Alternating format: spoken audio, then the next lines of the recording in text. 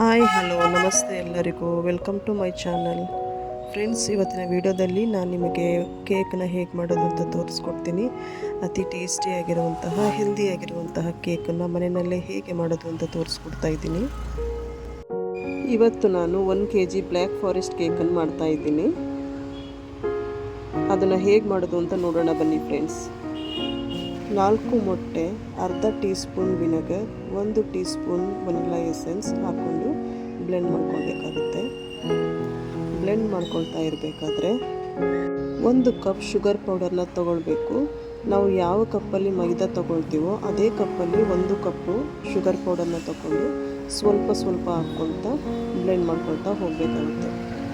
ಅದು soft and ಕ್ರೀಮಿಗೆ ಬರೋವರೆಗೆ ಬ್ಲೆಂಡ್ ಮಾಡ್ಕೋಬೇಕು. 4 ಟೇಬಲ್ ಸ್ಪೂನ್ ಆಯಿಲ್ನ ಸೇರಿಸಬೇಕು.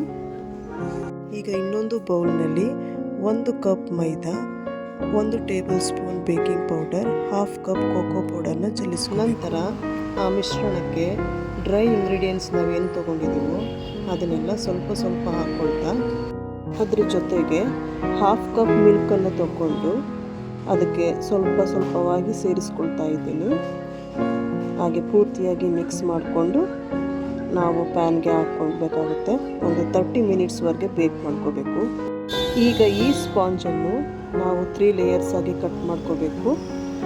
ಕ್ರೀಮ್ನ ಹಚ್ಚೋಕ್ಕಿಂತ ಮುಂಚೆ ಐಸಿಂಗ್ ಶುಗರನ್ನು ಎಲ್ಲ ಕಡೆಯೂ ಹಚ್ಕೊಳ್ಬೇಕು. ನಂತರ ಕ್ರೀಮನ್ನು ಹಾಕ್ಕೊಂಡು ಈ ಥರ ಕ್ರೀಮನ್ನು ಲೇಯರ್ ಬೈ ಲೇಯರ್ ಹಾಕ್ಕೊಂಡು ಚಾಕ್ಲೇಟ್ ಚಿಪ್ಸ್ನ ಹಚ್ಕೊಳ್ತಾ ಇದ್ದೀನಿ.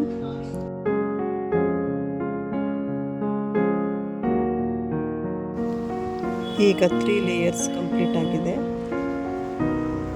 ಹೀಗೆ ಚೆನ್ನಾಗಿ ಶೇಪನ್ನು ಕೊಡಬೇಕು. ನಂತರ ನಾನು ಮೆಲ್ಟೆಡ್ ಚಾಕ್ಲೇಟ್ನ ತೊಗೊಂಡಿದ್ದೀನಿ. ಅದನ್ನು ಮೆಲ್ಟ್ ಮಾಡಿಕೊಂಡು ಟಾಪಿಂಗ್ ಡೆಕೋರೇಟ್ನ ಮಾಡ್ಕೊಳ್ತಾ ಇದ್ದೀನಿ. ಈ ರೀತಿಯಾಗಿ ನಾನು ಡೆಕೋರೇಟ್ ಮಾಡ್ಕೊಳ್ತಾ ಇದ್ದೀನಿ.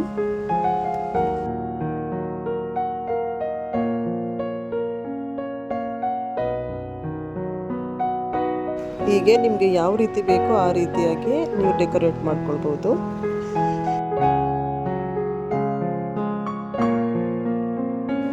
ಈಗ ಕೇಕ್ ರೆಡಿಯಾಗಿದೆ ನೋಡಿ, ಎಷ್ಟು ಚೆನ್ನಾಗಿ ಬಂದಿದೆ ಅಲ್ವಾ.